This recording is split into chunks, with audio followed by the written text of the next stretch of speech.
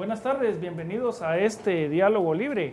Hoy tenemos como tema en este diálogo las estrategias que tienen los dos partidos que llegaron a la segunda vuelta, de acuerdo a los datos actuales del Tribunal Supremo Electoral.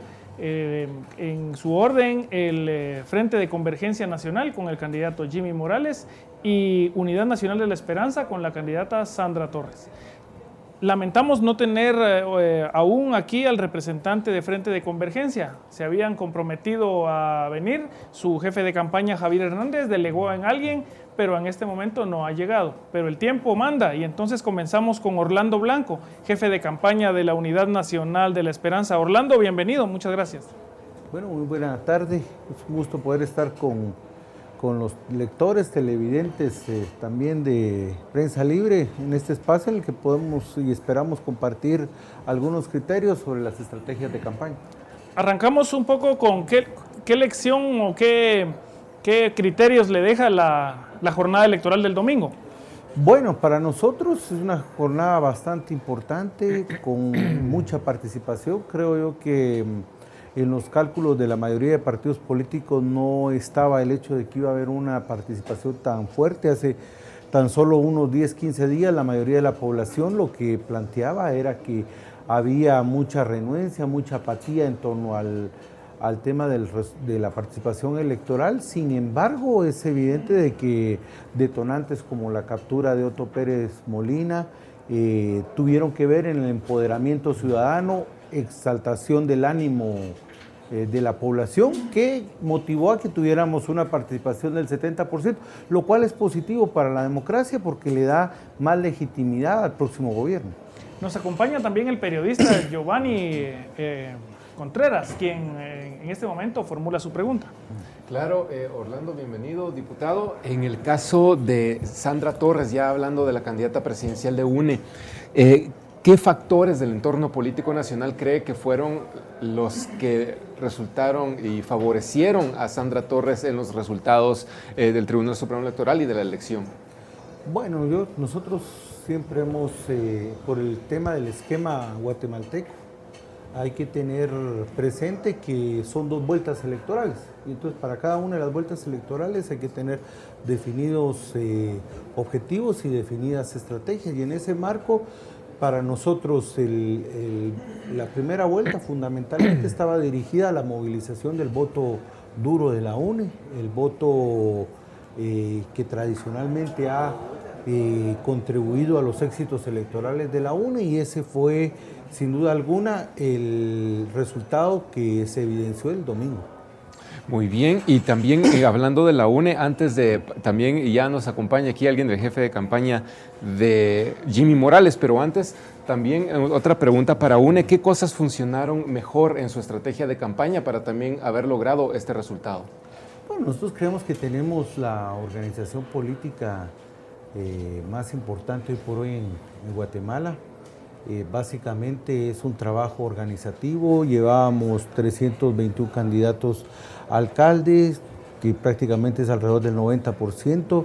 Teníamos una estructura organizativa prácticamente en todo el país, y a partir de eso pues es evidente de que la fortaleza organizativa de la UNE es la que permite en una primera vuelta el resultado electoral. Muy bien, le vamos a dar la bienvenida. Hoy nos acompaña don Juan Orozco. Él es también del comando de campaña de Jimmy Morales, de Frente de Convergencia Nacional, Nación. Y las mismas preguntas que le hemos hecho ahora a la UNE. En el caso de Jimmy Morales, bienvenido, don Juan Orozco. ¿Qué factores del entorno político nacional fueron los que favorecieron a su presidenciable en los resultados de estas elecciones? Pues no cabe duda de que el rechazo a la clase tradicional fue un factor muy importante para la aceptación de una propuesta nueva, una propuesta política joven, nueva y sin tacha. Muy bien, y en el caso de la estrategia, ¿qué fue lo que funcionó ya en la estrategia, dejando a un lado los factores nacionales? Pues la estrategia en la que nos basamos fue más que todo por cuestiones presupuestales en redes sociales. Y además de eso, la gente acogió muy bien el mensaje y pasó a ser parte de nuestra publicidad. Entonces la gente sirvió de multiplicador. Eso nos ayudó mucho. O sea, el respaldo del pueblo de Guatemala. Ambos partidos, me da la impresión, analizando las estrategias de campaña probablemente desde mayo, cuando inició la campaña, apostaron muy fuerte por las redes sociales, a diferencia de la mayoría de organizaciones que fue más bien a última hora.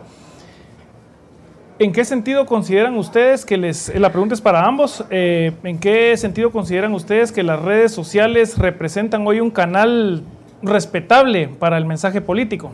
Si quiere vamos con Orlando Blanco y luego con don Juan. Bueno, es evidente que en esta coyuntura que arranca en abril de este año, un fenómeno sociológico importante y que habrá que analizar hacia futuro es el tema de las redes sociales y su impacto en el tema de la transmisión de información. Yo creo que estamos asistiendo a un fenómeno de desmonopolización y desprivatización de la comunicación social.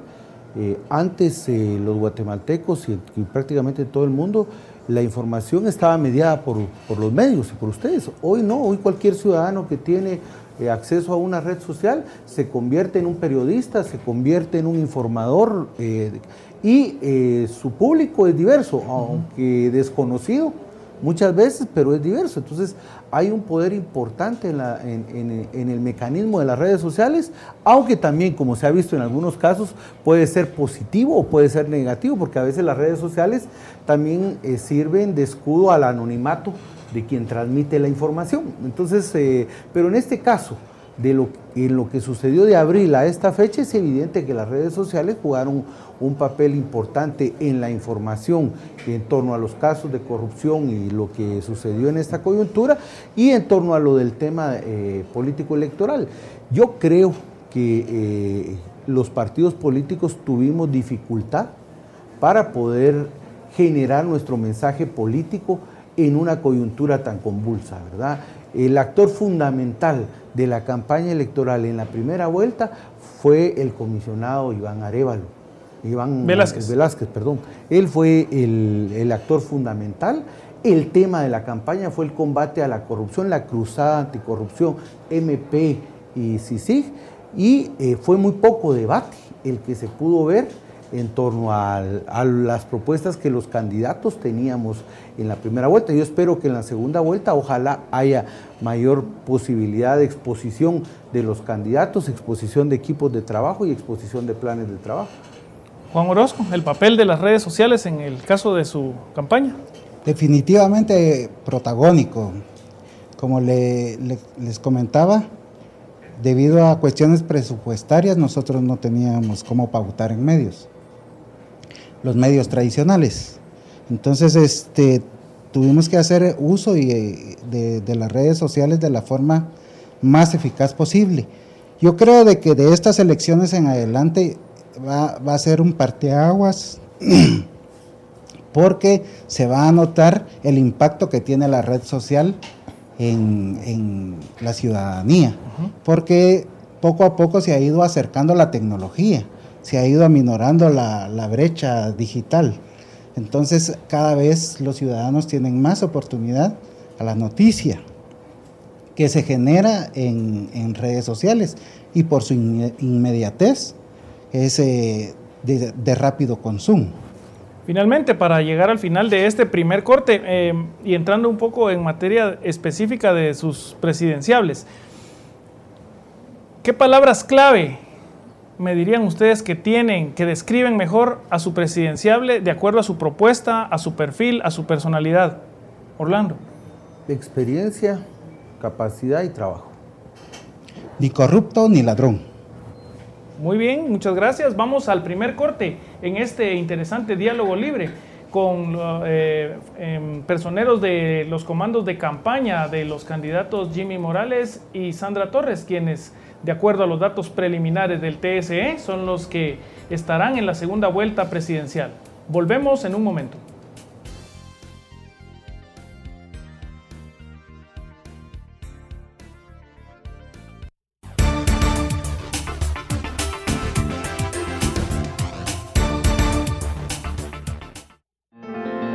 tu belleza, tu orgullo, tu tradición, tu música, tu vocación, tu participación.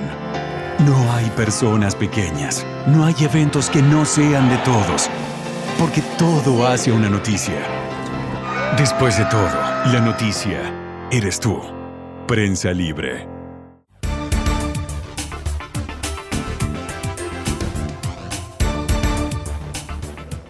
Bueno, muchas gracias por seguir en este diálogo libre. Estamos hoy conversando con los encargados del comando de campaña de los candidatos Jimmy Morales y Sandra Torres, en el orden en que quedaron según los resultados preliminares del TSE. Ellos son Orlando Blanco y Juan Orozco. Giovanni, te dejo en el uso de la palabra. Sí, ahorita para hacer ya preguntas específicas según las características de cada presidenciable. En el caso de Jimmy Morales, a él se le ataca por su inexperiencia y su falta de equipo, ya que no han salido nombres en los distintos foros a los que ha ido. ¿Cómo se va a manejar estos dos temas en esta campaña de la segunda vuelta? Pues sí, se le ha atacado mucho la experiencia, pero básicamente nosotros somos personas sin experiencia política. Nosotros somos personas que han decidido participar en política debido a que no nos vemos representados por los partidos tradicionales. Sin embargo, yo creo que la experiencia se debe de dar la oportunidad para demostrar la capacidad. Porque si, por ejemplo, a mí nunca me dan un empleo, no puedo demostrar mi capacidad. Eso yo no lo veo mal. ¿Y en cuanto al equipo? El equipo de trabajo, sí, hay mesas de trabajo que están preparando al equipo. Lo bonito de todo es que como no hay compromisos adquiridos con nadie, nosotros estamos en total apertura para que la ciudadanía pueda participar sin pedir nada a cambio. No hay puestos vendidos, no hay cosas debajo de la mesa. Y en el caso de Sandra Torres, pues ella dice tener experiencia en el Estado, en el gobierno. Sin embargo, cuando fue esposa del expresidente Álvaro Colom, ella negaba ser funcionaria. ¿Cómo van a manejar esto en esta campaña de segunda vuelta? Bueno, para nosotros quizás la mayor fortaleza y quizás el mayor aporte que nosotros podemos hacer a Guatemala es presentarle una candidata con experiencia y capacidad, presentar un equipo de trabajo, tenemos un equipo en cada una de las áreas, presentar una propuesta de trabajo que no lo decimos nosotros, lo dicen la mayoría de analistas. El mejor programa de gobierno presentado por los partidos políticos fue el de la UNE. ¿Por qué? Porque la experiencia también educa, el ejercicio de haber hecho poder educa. Hay capacidad de presentar un programa de trabajo viable, con no solo de posibilidades, de intenciones, sino básicamente en función de las políticas públicas que se necesitan en cada sector. Pero entonces, ¿cómo ganó esa experiencia si en el ejercicio no fue funcionaria, como ella lo decía? Sí, ella no fue funcionaria, pero ella porque el funcionariado legalmente parte a partir de la cuentadancia que uno tiene. Ella nunca manejó fondos, pero ella sí colaboró con el tema de coordinar los programas sociales del gobierno y lo hizo quizás de una mejor manera. Gracias al trabajo de ella se pudo visibilizar una cantidad de gente que nunca antes se había visibilizado, a tal extremo que hoy ningún candidato se atreve a cuestionar de que vaya a seguir implementando los programas sociales. Muchas gracias. Queremos aclarar que las preguntas que formulamos a los candidatos en ninguna manera corresponden a un ataque hacia sus candidatos, sino que son deducidas a partir de los mensajes que personas a través de redes sociales han hecho llegar a nuestra redacción. En el caso de Jimmy Morales, nuevamente le señalamos otro de los factores que usualmente la gente cuestiona, o que se le ha cuestionado incluso en medios internacionales. Dice que hay exmilitares en su partido, algunos de los cuales fueron electos diputados. ¿Cómo van a manejar esta parte o cómo presentan ustedes la presencia de exmilitares en el partido FCN? Sí, nosotros no podemos cortarle el derecho de participación a ningún ciudadano. que esté en pleno uso de sus capacidades legales. Es un partido incluyente en el cual han participado militares, exmilitares, en realidad 5 años después de que terminan su servicio pueden optar a un cargo. Sin embargo, lo que no se ha dicho, y aprovecho para este medio para decirlo, es de que el FCN Nación es quien menos militares de los partidos tiene. Yo no sé por qué se insiste tanto en esto, porque la UNE también tiene militares en su partido, líder también los tiene. Entonces yo no veo si ellos, o sea, ellos tienen derecho a participar y no son cantidad grande como lo hacen ver en otros lados. Por alusión, Orlando Blanco. Sí, nosotros en ningún puesto de dirección hay ningún militar y tampoco dentro del equipo de plan de gobierno. ¿Por qué? Es a propósito y es parte de la experiencia que se tiene. La Fuerza Armada guatemalteca hay que respetarla y no hay que involucrarla en la política. Justamente hoy el gran desacierto de Otto Pérez Molina fue vincular a muchos exmilitares en prácticamente todo el gobierno y ahí está el fracaso. ¿Y quién carga con el costo político de eso? La institución armada. Nosotros hemos respetado a la institución armada, creemos que hay que fortalecerla y por eso mismo hay que mantenerla aislada de los parámetros políticos, que además es constitucionalmente la función que se le da. La institución armada debe ser apolítica y al servicio del Estado, no al servicio de un partido político.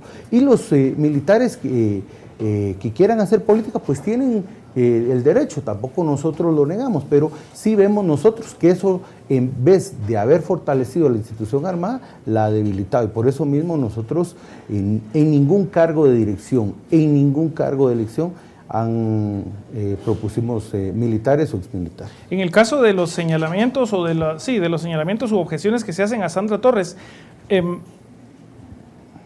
uno de ellos figura en que se le calificó de ser una figura autoritaria y en su momento durante el gobierno de la UNE ella, digamos, se aislaba mucho de los medios. Eso nos consta a nosotros porque, digamos, se le trataba de ubicar y todo y se aislaba. ¿Cómo se va a manejar este tema, sobre todo en vistas a tener el puesto de mandataria en el caso de que llegara a él? Bueno, lo que hubo fue una estigmatización de la figura de Sandra durante los 4 años de ejercicio de gobierno, justamente porque se le visualizaba como una posible candidata a futuro. Entonces se le empezó a atacar. Ella mantuvo siempre un papel modesto mediáticamente, pero sin embargo se le atacó con el tema de que era una persona autoritaria, usaban este tipo de calificativos, y no, lo que ella era una persona enérgica, ¿verdad? Ella realmente tenía un ritmo de trabajo muy fuerte, ¿verdad?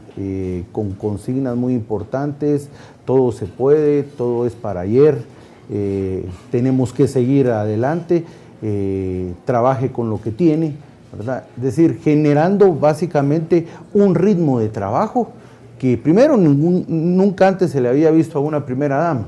Las primeras damas anteriores a Sandra, ellas a lo que se dedicaban era tomar té con las esposas de los embajadores, de los ministros, y no se ponían a trabajar. Ella rompió el molde, se le criticó, pero hoy por hoy ahí está el trabajo, y hoy por hoy es reconocido y es premiado por una ciudadanía que la votó las elecciones a tal extremo de llevarla a un segundo lugar. Giovanni. Sí, antes de ir a otra pausa vamos a hacer una pregunta más para cada uno. En el caso de Sandra Torres, llamó la atención anteayer en la conferencia de prensa, pues ella sale diciendo de que es ganadora para pasar a la segunda vuelta. Sin embargo, el Tribunal Supremo Electoral no ha oficializado estos resultados. ¿No es esa una actitud o muestra de triunfalismo similar al que hizo Manuel Valdizón desde el principio de la campaña, que incluso hacía encuestas en donde él aparecía que ganaba en primera vuelta? No, todo lo contrario. Nosotros, en primer lugar, salimos con un mensaje de felicitación al pueblo de Guatemala por la participación, de felicitación al candidato Morales por haber sido el ganador de la primera vuelta electoral, y de felicitación a todos los partidos políticos que participamos. En ese caso hay que recordar que la conferencia de prensa de la UNE se da a las 5 de la tarde del día posterior a las elecciones y la dimos hasta que tuvimos la certeza y tenemos la certeza de que nosotros somos la agrupación política que va a la segunda vuelta. ¿Cómo es que tienen esa certeza? Solo por varias cosas. Primero, se tienen identificadas las mesas que hacen falta por escrutar. Hay un 98.92% de conteos ya. De esos hay varias mesas que no se van a poder cuantificar porque fueron destruidas, fueron robadas o fueron quemadas.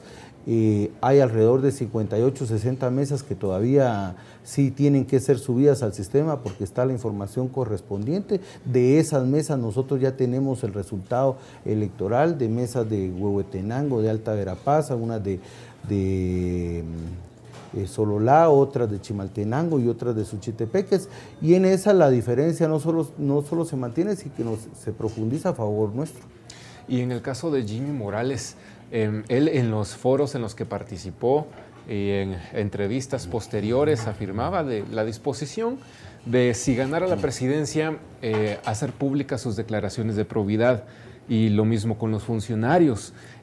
Si no me equivoco, ayer o anteayer en una entrevista dice que ahora que a los funcionarios no se les podría obligar, eso ya es un poco retroceder. ¿Cómo van a manejar esto y evitar que comience a pasar lo mismo con otros ofrecimientos? Por ejemplo, en el último foro de la AGG, Jimmy Morales ofreció bajarse el salario del presidente y vicepresidente sin caso llegar al poder. ¿Sí se va a concretar? ¿Cómo van a manejar estos ofrecimientos? Sí, yo no considero de que él haya dicho algo y después no lo haya cumplido, porque desde la primera vez él dijo que sí podía pedirlos, pero no podía obligarlos legalmente a que lo hicieran. O sea, el ofrecimiento y el ejemplo se va a dar, tanto en el sentido de él poner sobre la mesa su estado patrimonial, igual del vicepresidente Yafet Cabrera, como se le está solicitando a los compañeros que también lo hagan. Lo que se hace ver es que no hay una forma legal de obligarlos. Okay. Bueno, muchas gracias a Juan Orozco y a Orlando Blanco por participar en este diálogo libre acerca de las estrategias de campaña de los dos partidos que pasan a segunda vuelta, FCN y UNE. Volvemos después de un momento.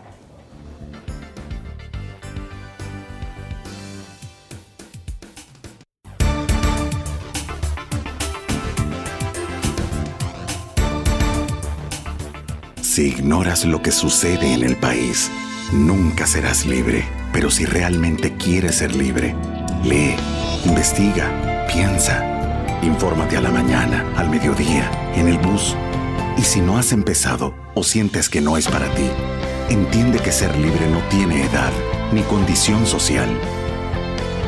Es por eso que Soy Prensa, soy libre. Prensa Libre, un periodismo que evoluciona.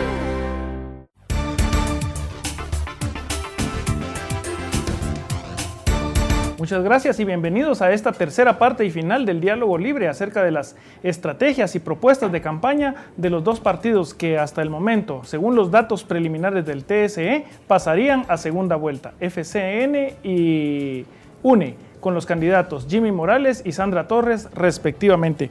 Quisiera preguntarles cómo conceptualizan cada uno de ustedes al guatemalteco actual. ¿Qué es lo que quiere el guatemalteco actual y qué es lo que se le va a proponer a través de su campaña?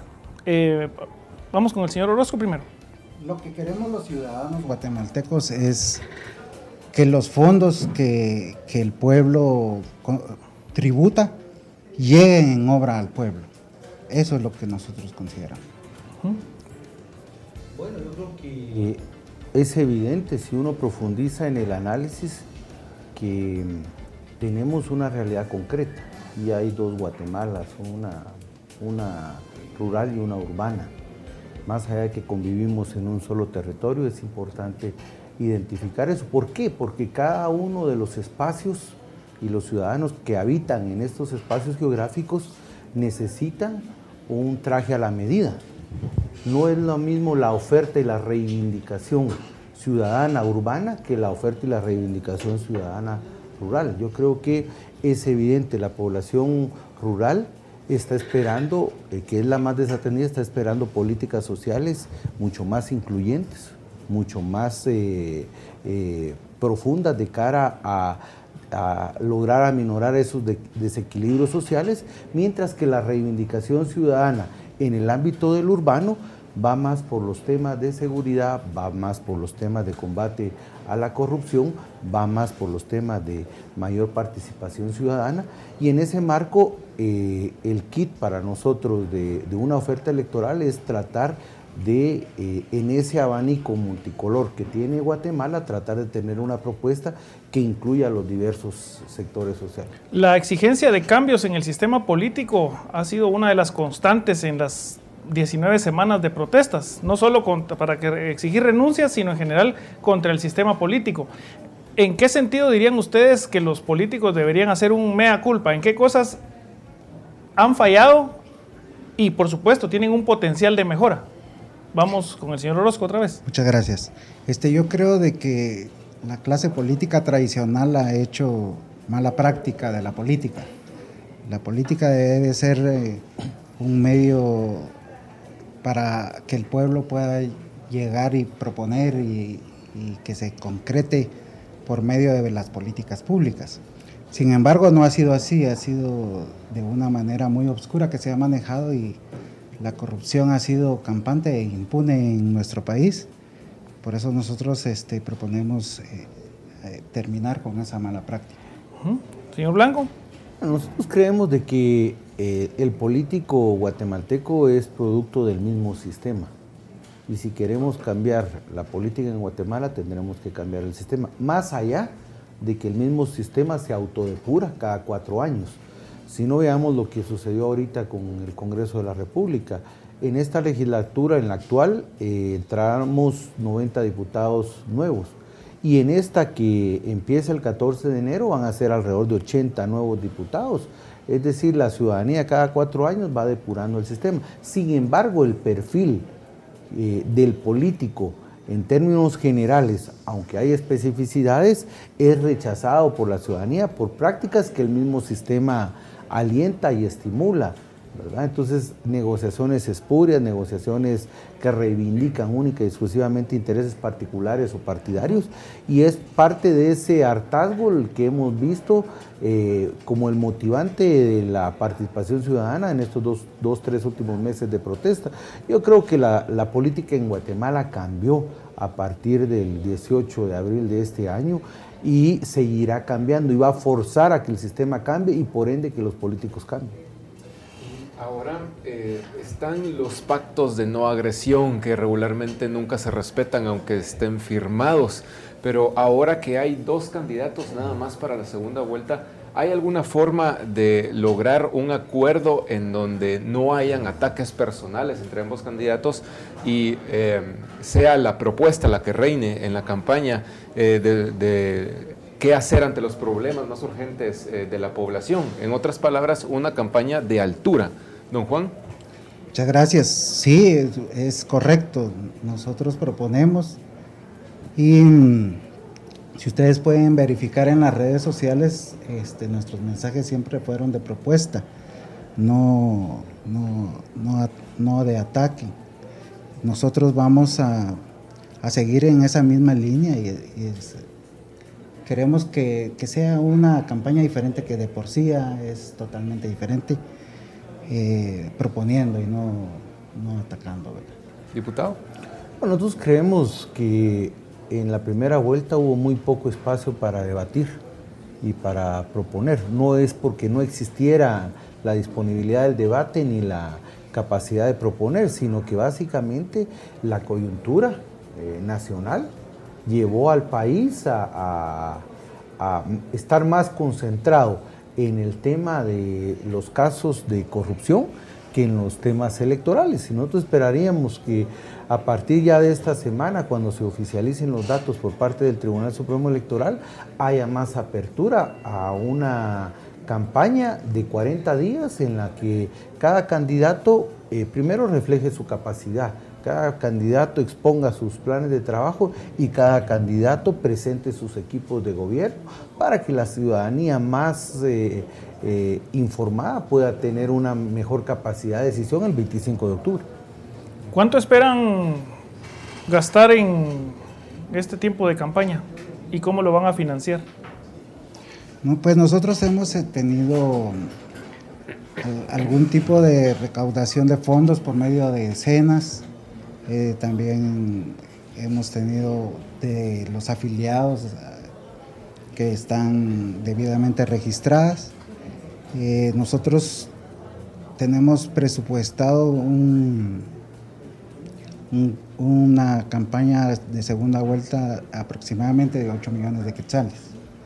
Eso es lo que tenemos presupuestado, o sea, planificado, esperamos lograr esa meta. En algún momento, perdón por la interrupción, se habló, digamos, que al final de la campaña habían entrado, digamos, otros tipos de capitales grandes a la campaña del señor Morales. ¿Qué hay de cierto en eso?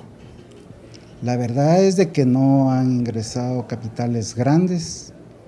Si usted se da cuenta, los montos han sido pequeños.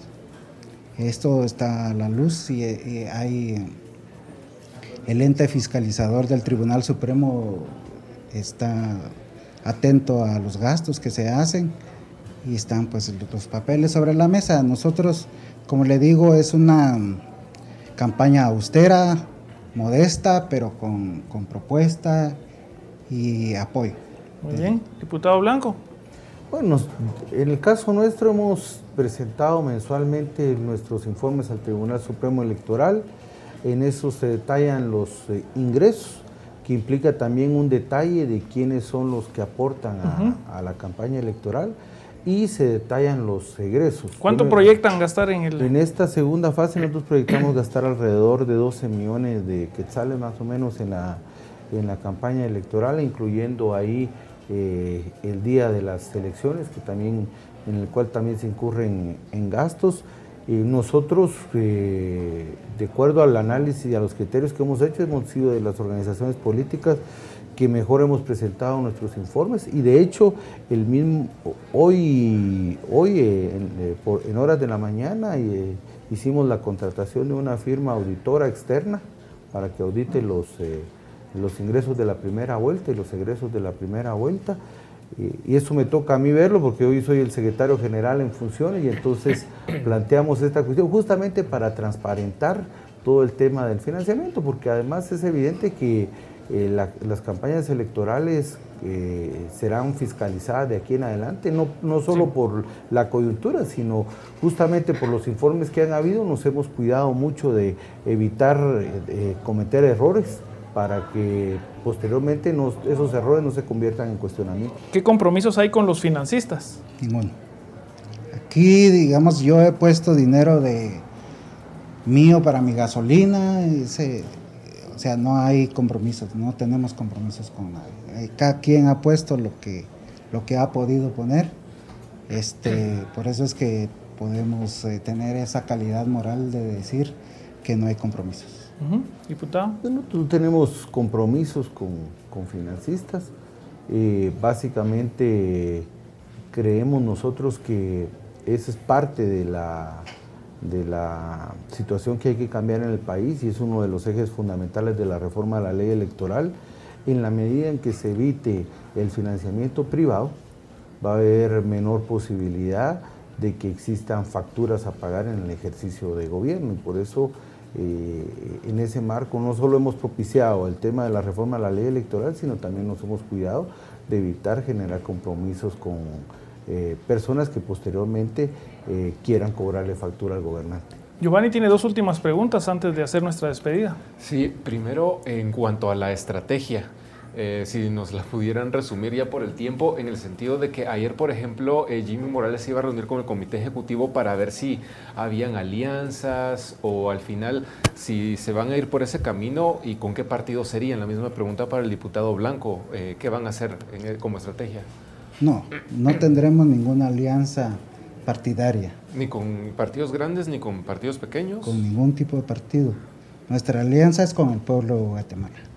Y en el caso de la UNE, ¿qué va a hacer Sandra Torres? Bueno, nosotros lo que vamos a hacer es dialogar con los diferentes sectores de la sociedad, entre ellos sectores políticos, sin plantear alianzas per se, pero sí discusiones. Uno no puede obviar, por ejemplo, el poder local que representan los alcaldes electos. Uno no puede obviar la representación ciudadana depositada en el Congreso de la República.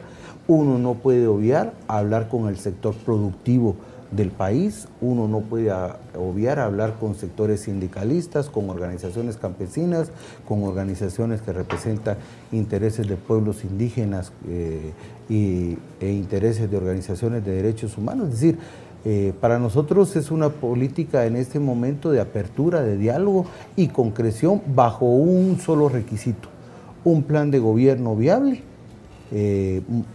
multisectorialmente consensuado, que se refleje en políticas viales y en la conformación de un equipo que genere justamente esas garantías para los guatemaltecos de que no solo va a haber viabilidad, sino capacidad en el ejercicio de la función pública.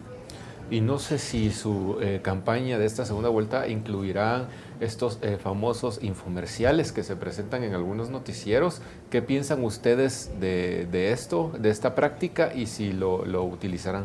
¿Don Juan? Sí, en realidad nosotros no tenemos la capacidad económica para poder pagar ningún tipo de presencia en televisión.